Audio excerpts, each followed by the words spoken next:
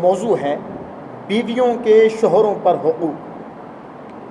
قرآن مجید فرقان حمید میں اللہ تعالیٰ نے ارشاد فرمایا وَلَهُنَّ مِثْلُ الَّذِي عَلَيْهِنَّ بِالْمَعْرُوفِ، عورتوں کی بھی مردوں کی طرح ہی حقوق ہیں۔ بات فقط اتنی ہے کہ اللہ تعالیٰ نے مردوں کو عورتوں پر فضیلت دی ہے، لیکن جس طرح مردوں کے حقوق ہیں، شوہروں کے حقوق ہیں، اسی طرح بیویوں کے بھی حقوق ہیں۔ اور قرآن مجید فرقان حمید میں اللہ تعالیٰ نے ایک اور مقام پر ارشاد فرمایا ہن لباس لکم وانتم لباس لہم، تم ان کا لباس ہو، وہ تمہارا لباس۔ مطلب کہ شوہر بیویوں کا لباس ہیں اور بیویاں شوہروں کا لباس ہیں۔ چونکہ ہمارے یہاں حقوق العباد کو بہت کم بیان کیا جاتا ہے، نہ بیان کرنے کی وجہ سے لوگوں کو رشتوں کی پہچان کا نہیں پتہ کہ کس کا کیا رشتہ ہے اور اس کی کیا اہمیت ہے۔ تو آج کی اس گفتگو میں آپ کو پتہ چلے گا آپ کی جو رفیقہ حیات ہے اس کو کیا حقوق اسلام نے دیے ہیں اور اس کے کیا کیا حقوق اس کے شوہر پر ہیں، اور پھر آقا دو جہاں صلی اللہ علیہ وآلہ وسلم نے کس خوبصورت انداز میں اپنے ازواج کے حقوق کو ادا فرمایا۔ نبی رحمت صلی اللہ علیہ وآلہ وسلم نے ارشاد فرمایا خیرکم لأہلہ وَأَنَا خَيْرُكُمْ لِأَهْلِي، فرمایا تم میں سے بہترین آدمی وہ ہے جو اپنے بیوی بچوں کے لیے بہتر ہو، اور وَأَنَا خَيْرُكُمْ لِأَهْلِي، آقا علیہ الصلوۃ والسلام نے فرمایا تم میں سے اپنی ازواج کے ساتھ اچھا سلوک کرنے کے معاملے میں سب سے بہتر میں ہوں، سب سے بہتر میں ہوں۔ یہی نہیں، اللہ کے حبیب صلی اللہ علیہ وسلم نے فرمایا کچھ شخص اللہ تعالیٰ کی رضا کے حصول کے لیے ایک پائی اللہ کی بارگاہ میں خرچ کرتا ہے تو اللہ کے ہاں اس کا بھی اجر ہے، حتیٰ کہ کوئی شخص اپنی بیوی کے منہ میں ایک لقمہ ڈالے اس پر بھی بندے کے لیے اجر ہے۔ لیکن آج کے اس معاشرے میں کوئی ایسا کرے تو دین سے ناآشنا لوگ اس کا مذاق اڑا رہے ہوتے، اور کچھ ایسے لوگ بھی ہوتے ہیں وہ یہ کہتے ہیں کہ یہ معاذ اللہ رن مرید ہو گیا ہے، جو تعلیمات مصطفیٰ سے واقف ہی نہیں ہوتی۔ آقا علیہ السلام نے فرمایا کہ تمہارا اپنی بیوی کے منہ میں لقمہ ڈالنا اس پر بھی اللہ اجر ادا کرتا ہے۔ تو جو اس حدیث سے بے خبر ہے اس نے تو یہی کہنا ہے کہ یہ مرید بن چکا ہے وائف کا، یہ تو ہمارے ہاتھ سے چلا گیا ہے اور یہ تو تابعدار بن چکا ہے، جبکہ ایسا نہیں ہے، یہ حقوق ہے۔ یہی نہیں، اللہ کے حبیب صلی اللہ علیہ وسلم نے فرمایا 4 دینار ایسے ہیں جنہیں تم خرچ کرتے ہو۔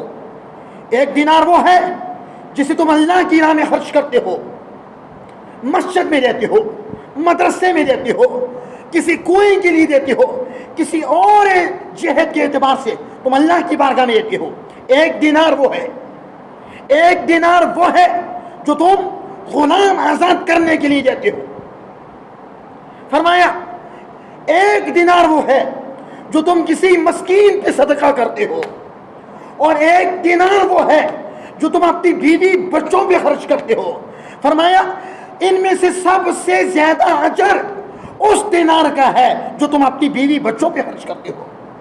فرمایا وہ دینار جو تم اللہ کی راہ میں خرچ کرتے ہو اس کا بھی اجر ہے، لیکن اجر اتنا زیادہ نہیں جتنا اجر بیوی بچوں پہ خرچ کرنے والی دینار کا ہے۔ وہ دینار جو تم کسی غلام کو آزاد کروانے کے لیے خرچ کرتے ہو اس کا بھی اجر ہے، لیکن اتنا اجر نہیں، اتنا زیادہ اجر نہیں جتنا اجر اس دینار پر ہے جو تم اپنی بیوی پہ، بچوں پہ، اہل و عیال پہ، اپنے کنبہ پہ، اپنے گھر والوں پہ خرچ کرتے ہو۔ فرمایا یتیم پہ جو تم خرچ کرتے ہو، مسکین پہ جو صدقہ کرتے ہو اس کا بھی اجر ہے، ثواب ہے، لیکن اتنا ثواب نہیں جتنا ثواب تم اپنی بیوی بچوں پہ جو دینار خرچ کرتے ہو اس کا ہے. اتنی فضیلت ہے. یہی نہیں، تاجدار کائنات صلی اللہ علیہ وسلم کا کلمہ پڑھنے والوں ہو، حضور علیہ السلام نے فرمایا کامل مومن وہ ہے جس کے اخلاق اچھے ہوں، اور تم میں سے بہترین آدمی وہ ہے جو اپنی بیوی بچوں کے ساتھ اچھا ہو. اور پھر حضور علیہ السلام نے فرمایا جس کو اللہ تعالیٰ مالی وسعت دے، فراخی عطا فرمائے، مال عطا فرمائے، سب سے پہلا حق اس پر یہ کہ اپنی جان پہ خرچ کرنا، اپنی بیوی بچوں پہ خرچ کرنا. ہمارے آج پوری سوسائٹی، پورے معاشرے کو دیکھیں، لوگ باہر دوستوں میں ہزاروں روپیہ خرچ تو کر رہے ہوتے ہیں، ہزاروں روپیہ کھا رہے ہوتے ہیں، لیکن گھر کے معاملے میں وہ کنجوسی کا مظاہرہ کرتے ہیں. کیوں؟ اس لیے کہ انہوں نے تعلیمات مصطفیٰ کو، میرے آقا کی تعلیمات کو پڑھا ہی نہیں ہوتا. انہیں پتہ ہی نہیں ہوتا کہ بیوی کے کیا حقوق ہیں، انہیں خبر ہی نہیں ہوتی بچوں کے کیا حقوق ہیں، انہیں پتہ ہی نہیں ہوتا ماں باپ ہیں تو ماں باپ کے کیا حقوق ہیں، وہ حقوق سے ناشنا ہوتے ہیں. انہیں نہیں خبر ہوتی جو بہن بھائی ہیں ان کے کیا حقوق ہیں، جو ان کے ماتحت کام کرنے والے ہیں ان کے کیا حقوق ہیں. تو جب اپنے کنبہ پہ خرچ کرتے ہیں تو کنجوسی کا مظاہرہ کر رہے ہوتے ہیں. امام الانبیاء کے غلاموں، تاجدار کائنات صلی اللہ علیہ وسلم نے اپنے آخری خطاب میں حجۃ الوداع کے موقع پر، آپ نے آخری حج کیا، ایک ہی حج کیا تھا، اس موقع پر آقا علیہ السلام نے فرمایا لوگوں میں تمہیں عورتوں اور بیویوں کے معاملے میں اللہ سے ڈرنے کا کہتا ہوں کہ تم عورتوں اور بیویوں کے معاملے میں اللہ سے ڈرا کرو. تم نے نکاح کے ذریعے اللہ کے آئین امان رکھ دیا ہے، اور ان کے امان کی ذمہ داری اللہ پر ہے. جو ان پہ ظلم کرے گا، زیادتی کرے گا، فرمایا وہ اللہ کی امان کو توڑے گا. آقا علیہ السلام نے فرمایا تم اپنی بیوی بچوں کے ساتھ احسان کا معاملہ کیا کرو، اچھا سلوک کیا کرو، جو خود پہنو انہیں وہ پہنایا کرو، انہیں اچھا کھلایا کرو، انہیں اچھی رہائش دیا کرو، یہ تمہاری ذمہ داری ہے. اور آخری خطاب میں بھی فرمایا کہ میں تمہیں کہتا ہوں اللہ سے ڈرا کرو، اپنی بیوی بچوں کے معاملے میں، عورتوں کے معاملے میں اللہ سے ڈرا کرو. اس قدر حضور علیہ السلام نے حقوق کو بیان کیا، لیکن ہمارے لوگوں کو پتہ ہی نہیں ہے کس کے کیا حقوق. چونکہ ہمارے لوگ حقوق پر مبنی گفتگو کو سننے کے لیے تیار ہی نہیں ہوتے. یہ تعلیمات مصطفیٰ ہیں. تاجدار کائنات کا کلمہ پڑھنے والوں، یہ اس نبی کی باتیں سنا رہا ہوں جس کے طلب فرش اور عرش چومتا ہے، جس کے طلب فرش اور عرش چومتا ہے. اور پھر اللہ کے حبیب صلی اللہ علیہ وآلہ وسلم نے فرمایا کہ تم میں سے جو 2 شادیاں کرے ان میں عدل نہ کرے، قیامت کے دن وہ آئے گا 2 کرے، 3 کرے، 4 کرے، یک وقت 4 عورتیں ایک انسان اپنے نکاح میں رکھ سکتا ہے. فرمایا اگر وہ ان میں عدل نہ کرے، انصاف نہ کرے، قیامت کے دن وہ آئے گا اس کا آدھا جسم مفلوج ہوگا، فانی زدہ ہوگا. اس قدر میرے نبی نے حقوق کو بیان کیا. اللہ کے حبیب وہ تھے، آپ کا پہلا نکاح حضرت خدیجہ الکبریٰ رضی اللہ عنہا سے ہوا. نبی رحمت صلی اللہ علیہ وسلم کی عمر مبارک 25 سال اور حضرت خدیجہ کی 40 سال عمر تھی. ہے تو لوگ یہ بھی کہتے ہیں لڑکی بڑی ہو تو نکاح نہیں ہوتا. میں نے کہا اللہ کے حبیب نے جو پہلا نکاح کیا تھا وہ آپ سے عمر میں 15 سال حضرت خدیجہ بڑی تھی. آپ کی عمر مبارک 25 سال تھی. سیدہ طیبہ طاہرہ حضرت خدیجہ کی عمر مبارک 40 سال تھی. آپ نے جو پہلا نکاح کیا، اور حضور علیہ السلام چونکہ ان کا وصال عزت سے پہلے ہو گیا، جس سال حضرت خدیجہ کا وصال ہوا حضور علیہ السلام نے اس سال کو غم کا سال قرار دے دیا، عام الحزن کا سال. تو ہجرت کر کے آپ مدینہ المنورہ آ گئے، اور پھر آپ کوئی خیرات کرتے، کوئی دمبا ذبح کرتے، کوئی بکرا یا بکری ذبح کرتے. عائشہ صدیقہ کہتی ہے حضور علیہ السلام اپنے ہاتھوں سے پلیٹ میں ڈال کے مدینہ المنورہ میں جہاں جہاں حضرت خدیجہ کی سہیلیاں رہتی تھیں، آقا علیہ السلام وہاں گوشت میں جو آیا کرتے تھے تاکہ ان کی روح خوش ہو. اس قدر حقوق کا خیال رکھتے تھے. دو صحابی حضرت عائشہ صدیقہ کے پاس آئیں کہ حضور علیہ الصلوۃ والسلام کی زندگی کا کوئی عجیب واقعہ ہمیں سنا دیں. سیدہ طیبہ ام المومنین حضرت عائشہ صدیقہ رضی اللہ عنہ خاموش ہو گئی. خاموش ہونے کے بعد بولی، کہا تاجدار کائنات صلی اللہ علیہ وسلم جو ہے اپنی جو ہے باری کو تقسیم کیا کرتے تھے. ایک رات ایک زوجہ کیا، دوسری رات دوسری زوجہ کیا.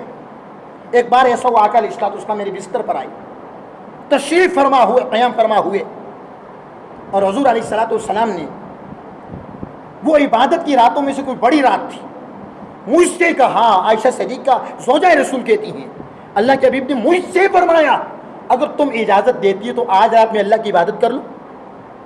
اگر تم اجازت دیتی ہو، وہ کوئی بڑی رات تھی راتوں میں سے. عائشہ صدیقہ نے کہا یا رسول اللہ مجھے آپ کی خوشی بھی محبوب ہے اور آپ کا قرب بھی محبوب ہے، لیکن میں آپ کو اجازت دیتی ہوں. وہ کہتی ہے اللہ کے حبیب نے وضو کیا، مصلی بچھایا، وہاں اللہ کی عبادت کرنا شروع کر دی، اور پھر عبادت کی تکمیل پر تاجدار کائنات صلی اللہ علیہ وسلم کثرت کے ساتھ روئے. پھر حضور علیہ الصلوۃ والسلام نے کہیں جانا ہوتا اپنی ازواج میں قرآن اندازی کرتے. قرآن اس قدر انصاف تھا، قرآن جس کے نام پہ نکل آتا آقا علیہ الصلوۃ والسلام اس کو اپنے ساتھ لے جاتے. یہ انصاف تھا. یہ رشتوں کو سمجھیں، حقوق العباد کو سمجھیں. اللہ کے حقوق اللہ چاہیں تو معاف ہو جائیں گے، بندوں کے حقوق اس وقت تک معاف نہیں ہوں گے جب تک بندے خود نہ معاف کر دیں. امام الانبیاء صلی اللہ علیہ وسلم کے غلاموں، یہی نہیں، سیدہ عائشہ صدیقہ رضی اللہ عنہا کے گھر عید کے دن دو بچیاں دف بجا رہی تھیں. یہ حدیث متفق ہے، بخاری مسلم میں ہے. دف بجا رہی تھی اور نغمے گا رہی تھی کسی جنگ کے. تاجدار کائنات چارپائی پہ آرام فرما رہی تھی اور منہ مبارک پہ چادر تھی. اتنی دیر میں کشتہ عشق رسول واقف رموز حقیقت حضرت سیدنا صدیق اکبر رضی اللہ تعالی عنہ آئے، اور انہوں نے دیکھا اور کہا رسول اللہ صلی اللہ علیہ وسلم کا گھر اور شیاطین کے مضامین بج رہے ہیں. وہ بچیاں ڈر گئی. عائشہ صدیقہ تو دف کو سن رہی تھی، وہ جو بچیاں نغمے گا رہی تھی اور دف بجا رہی تھی. اور نکاح پر بجانا جائز بھی ہے، حضور علیہ السلام نے فرمایا بھی ہے، حضور کی حدیث سے ثابت بھی ہے دف بجانا.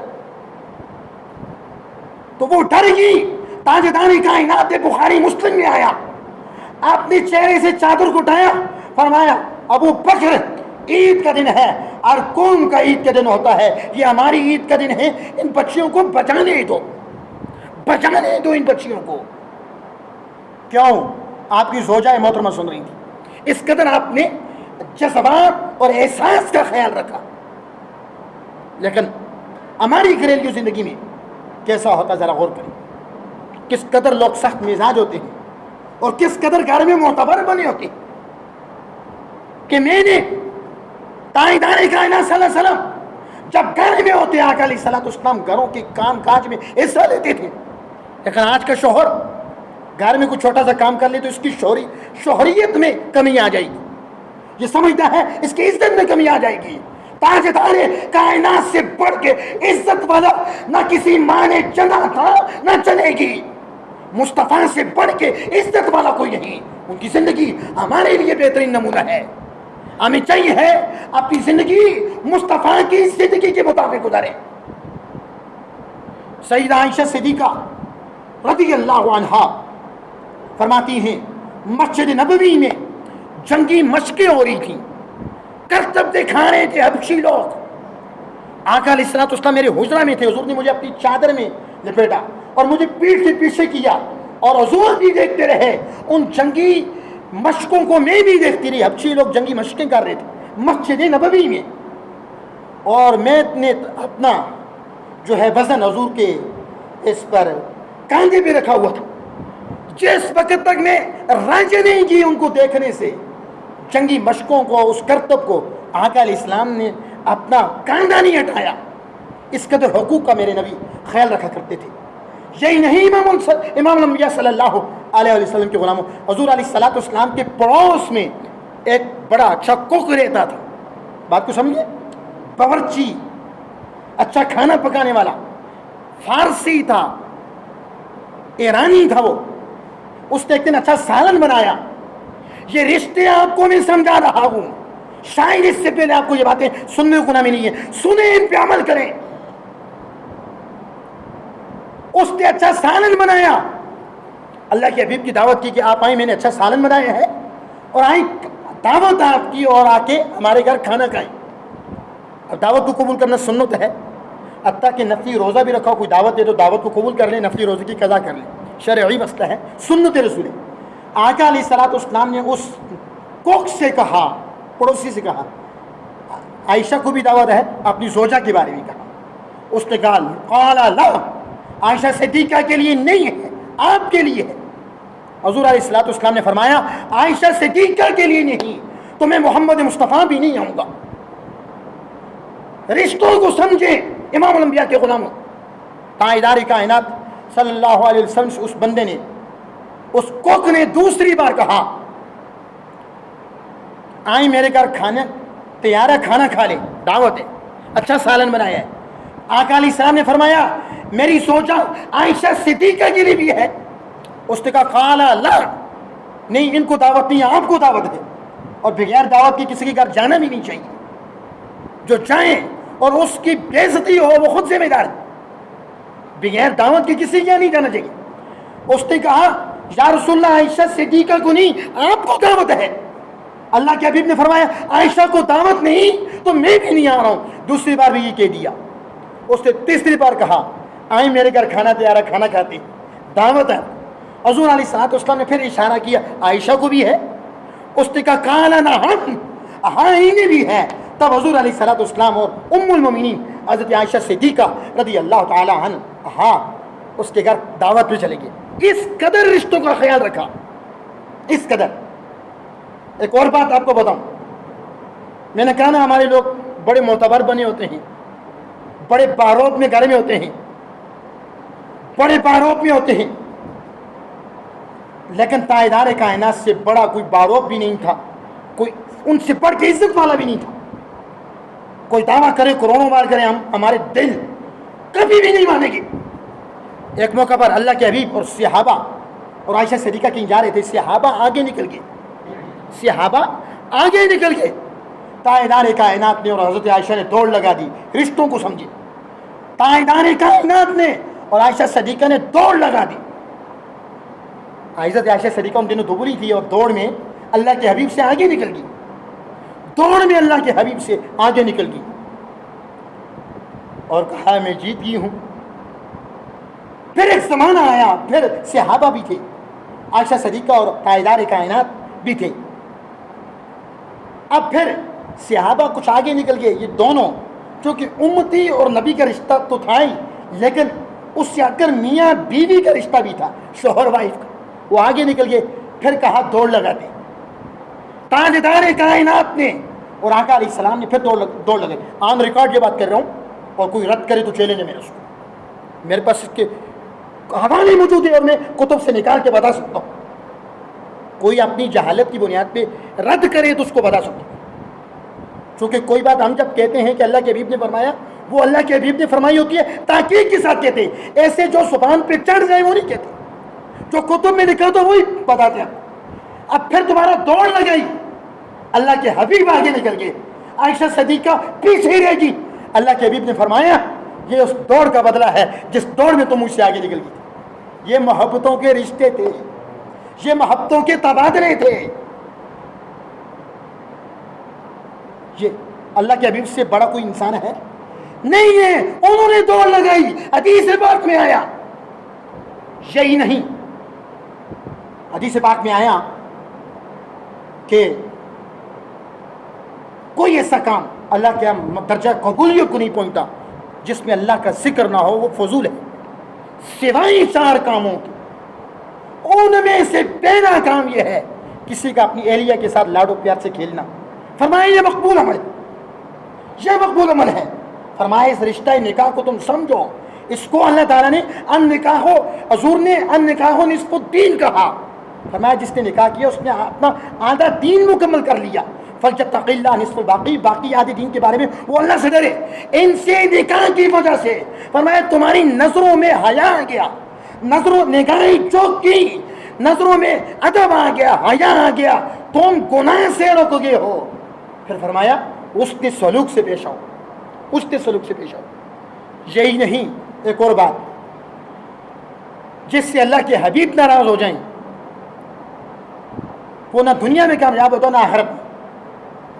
عائشہ صدیقہ حضور کی اہلیہ تو تھیں، حضور کی امتی بھی تھی. تاجدار کائنات نے اپنی زوجہ محترمہ ام المومنین حضرت عائشہ صدیقہ رضی اللہ عنہا سے ایک دن کہا، اے عائشہ تم جب مجھ سے راضی ہوتی ہو تب بھی مجھے پتہ چل جاتا ہے، جب تم مجھ سے ناراض ہوتی ہو تب بھی مجھے پتہ چل جاتا ہے. سیدہ عائشہ صدیقہ رضی اللہ عنہا نے عرض کیا، یا رسول اللہ وہ کیسے؟ اللہ کے حبیب صلی اللہ علیہ وسلم نے فرمایا، جب تم مجھ سے راضی ہوتی ہو تو کہتی ہو رب محمد کی قسم، کہ محمد کے رب کی قسم. جب تم مجھ سے خفا ہو جاتی ہو کہتی ہو ابراہیم کے رب کی قسم، ابراہیم کے رب کی قسم. حضرت عائشہ صدیقہ نے ہاتھ جوڑ لیا، یا رسول اللہ وہ ابراہیم علیہ السلام کے جب میں نام لے رہی ہوتی ہوں زبان پہ نام ابراہیم کا ہوتا ہے، دل میں تو میرے آپ ہی ہوتے ہیں، صرف زبان میں نام ابراہیم کا آتا ہے. یا رسول اللہ ابراہیم بھی تو آپ کے جد اعلیٰ ہے، ابراہیم بھی تو آپ کے جد ہیں، زبان پہ نام ان کا آتا ہے، دل میں آپ ہی ہوتے ہیں. ان رشتوں کو سمجھیں، حقوق العباد کو سمجھیں، حقوق العباد کو. تو یہ آپ محبت کے تبادلوں کو دیکھیں. تاجدار کائنات صلی اللہ علیہ وسلم کا کلمہ پڑھنے والوں ام المؤمنین حضرت عائشہ صدیقہ رضی اللہ عنہا یہ روایت کرتی ہیں، آقا علیہ الصلوۃ والسلام نے اپنی پوری زندگی میں اپنی کبھی بھی کسی زوجہ کو مارا نہیں، کسی خادم کو نہیں مارا. جو آپ کے یہاں ورکر تھے، کام و کاج کرنے والے جو خادمین تھے، نہ ان کو مارا، نہ آقا علیہ الصلوۃ والسلام نے اپنی ازواج میں سے، ازواج مطہرات میں سے کسی کو مارا. اور ایک اور حدیث پاک میں آیا، اللہ کے حبیب صلی اللہ علیہ وسلم نے فرمایا خدا کی باندیوں کو نہ مارا کرو. اللہ کی باندیوں کو، بیویوں کی بابت فرمایا اللہ کی باندیوں کو نہ مارا کرو. یا اللہ کی باندیاں کہہ کے پکارا، کیوں؟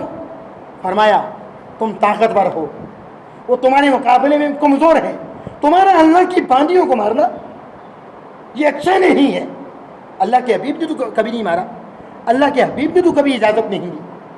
یہی نہیں، حضرت مولا علی علیہ السلام، بہت سارے لوگ کہتے ہیں علیہ السلام کہنا جائز نہیں ہے، لیکن میں نے کہا کتب میں آیا پڑھے، میں بتاؤں گا. حضرت مولا علی علیہ السلام رضی اللہ عنہ وہ روایت کرتے ہیں، آقا علیہ الصلوۃ والسلام نے فرمایا ذلیل آدمی وہ ہے، کمینہ آدمی وہ ہے جو اپنی بیویوں کو ذلیل کرتا ہے، جو انہیں ذلیل کرتا ہے. فرمایا سوائے مومن کی کوئی انہیں عزت نہیں دیتا. تاجدار کائنات صلی اللہ علیہ وسلم کا کلمہ پڑھنے والے ایک اور حدیث میں پڑھ رہا تھا کہ ایک دفعہ ایسا ہوا، سیدہ عائشہ صدیقہ رضی اللہ عنہا نے گلاس میں پانی پیا. اللہ کے حبیب صلی اللہ علیہ وآلہ وسلم نے دیکھا کہ وہ پانی پی رہی تھی اور پھر اللہ کے حبیب نے پانی مانگا. ام المؤمنین حضرت عائشہ صدیقہ رضی اللہ تعالی عنہا نے اللہ کے حبیب صلی اللہ علیہ وآلہ وسلم کو پانی پیش کیا اور اللہ کے حبیب نے پوچھا کہ تم نے کس جگہ منہ لگا کے پیا ہے، وہ جگہ مجھے بتاؤ. اللہ کے حبیب نے وہ عائشہ صدیقہ سے پوچھا. ام المؤمنین عائشہ صدیقہ رضی اللہ عنہ نے وہ جگہ بتائی. اللہ کے حبیب نے اس مقام پہ ہونٹ لگا کے پانی کو پیا. چونکہ قرآن مجید میں آیا لقد کان لکم فی رسول اللہ اسوۃ حسنہ، رسول اللہ صلی اللہ علیہ وآلہ وسلم کی زندگی تمہارے لیے بہترین نمونہ ہے. کوئی مانی شریعت نہیں جو رسم و رواج ہو. ہمارے ہاں لوگ جو رسم و رواج ہے لوگ اس کو حقوق سمجھتے ہیں. رسم و رواج میں کوتاہی کیا ہو جائے تو نہ جانے کس قدر چیمہ گوئی ہوتی ہے، کس قدر ظلم و ستم ہوتا ہے. لیکن رسم و رواج سے بڑھ کے ہم سب کے لیے لازمی ہے، ہم سب کے لیے ضروری ہے ہم آقا علیہ الصلوۃ والسلام کی تعلیمات کو سمجھیں۔ اللہ کے حبیب صلی اللہ علیہ وسلم نے بڑے بھائی کے کیا حقوق بیان کیے، اللہ کے حبیب صلی اللہ علیہ وسلم نے باپ کے کیا حقوق بیان کیے، کبھی جاننے کی کوشش کی؟ اللہ کے حبیب صلی اللہ علیہ وسلم نے ماں کے کیا حقوق بیان کیے، اللہ کے حبیب صلی اللہ علیہ وسلم نے بیٹی کے کیا حقوق بیان کیے، اللہ کے حبیب صلی اللہ علیہ وسلم نے عمر رسیدہ لوگوں کے کیا حقوق بیان کیے، اللہ کے حبیب صلی اللہ علیہ وسلم نے کمزور لوگوں کے کیا حقوق بیان کیے۔ امام الانبیاء صلی اللہ علیہ وسلم کے غلاموں ان حقوق کو سمجھنے